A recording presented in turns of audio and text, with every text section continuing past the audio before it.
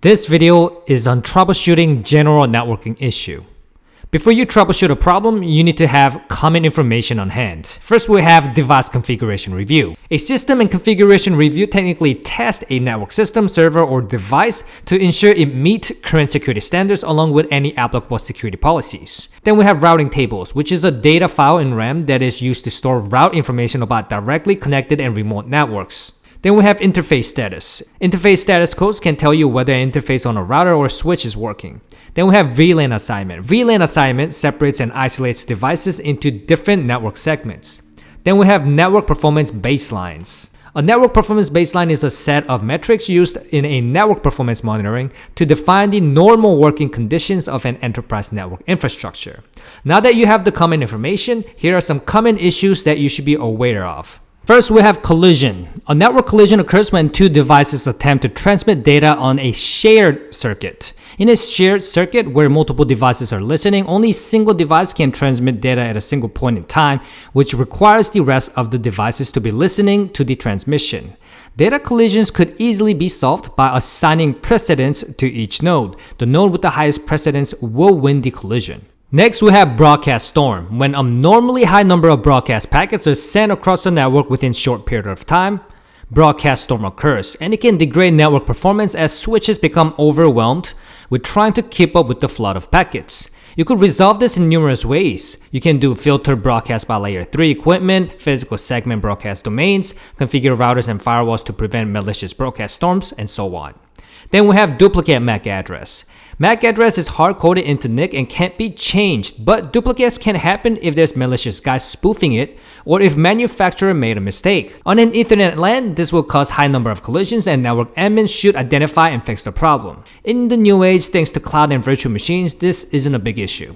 Then we have duplicate IP address. If you mistakenly assign same static address to two devices, you're gonna run into a duplicate IP error. And this can occur if you set a device to use static IP without reserving that address in your router.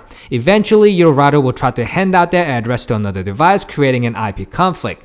To resolve it, convert the network device with the static IP address to a DHCP client, or you can exclude the static IP address from DHCP scope on the DHCP server.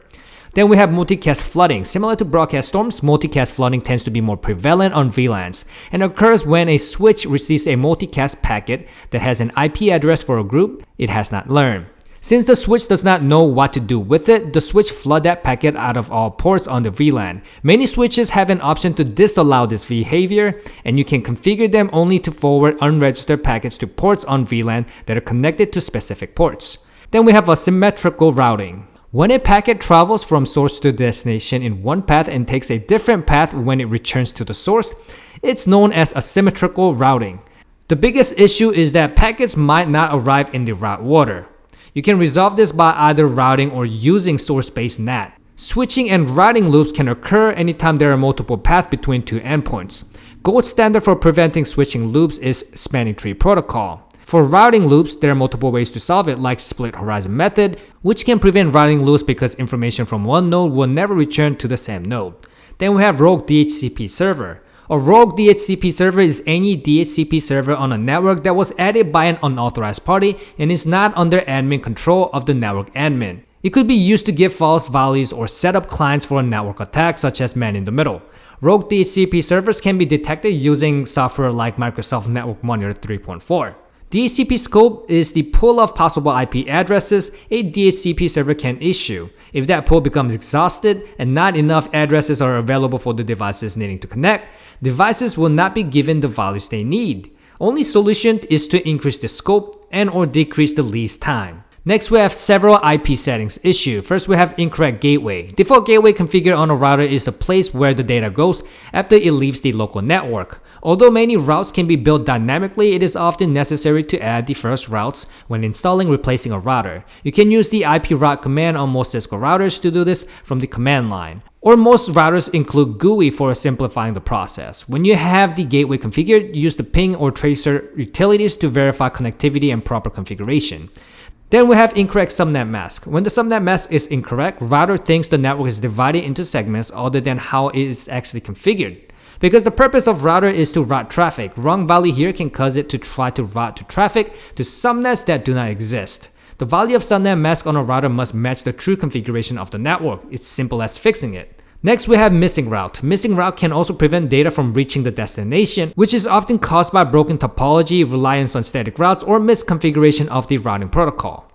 Then we have low optical link budget. This refers to the optical power budget in a fiber optic communication link. This is the allocation of available optical power considering such factors as attenuation, splice losses, and connector losses. Then we have certificate issues. Untrusted SSL certificate is usually one that is not signed or that has expired. Sometimes the issue can be caused by client using older browser or one that is not supported. As a general rule, the users should be instructed to stop attempting to visit a site if they see this error. Then we have hardware failure. Troubleshooting hardware infrastructure is always difficult, and most of the time you're gonna need to refer to a manual or manufacturer. One of the key ways to identify hardware failure is to know what devices are used on a particular network and what each device is designed to do. Then we have firewall settings. Incorrect firewall settings typically fall under the category of blocking ports that you need open or allowing ports that you don't need. This is also where you could block services and addresses as well. Then we have incorrect VLAN. While VLANs offer a plethora of positives, problems occur when a user moves or gets connected to a wrong one. On a regular basis, admins should ensure that the user is plugged into the correct VLAN port and that there are no problems with users connecting to an interface which is not assigned to them. Then we have DNS issues. When the wrong domain name service values are entered during the router configurations, user cannot take advantage of DNS service. Depending on where the wrong values are given, name resolution may not occur at all, thus giving the appearance that the web is taking a long time to load. Make sure the correct values appear in the DNS entries in the router configuration to avoid the name resolution problems. Then we have NTP issues. Incorrect time on network can be more than just annoyance because timestamps are important if you're trying to document an attack. Most network devices use network time protocol to keep the system time as defined by designated server. Make sure your server has the correct time, is updated and patched, and secure just as you would any other network critical server. Then we have BYOD challenges. Bring your own devices challenges occur when employees are allowed to bring their own personally owned mobile devices like laptops, tablets, smartphones to their workplace and use them on the network. Good onboarding and offboarding procedures as well as mobile device management policies should be used to help protect network resources and still allow these devices to be used in their workplace. And lastly, we have license feature issues. Many devices such as switches have features that are available with them only if licensed. You can enable these features and use it on trial basis before purchasing as well. But you must purchase and install the number of licenses required for that feature before the grace period ends or the feature will disable itself. To keep it legal, you should always be cognizant of licensing issues and careful not to run afoul of them.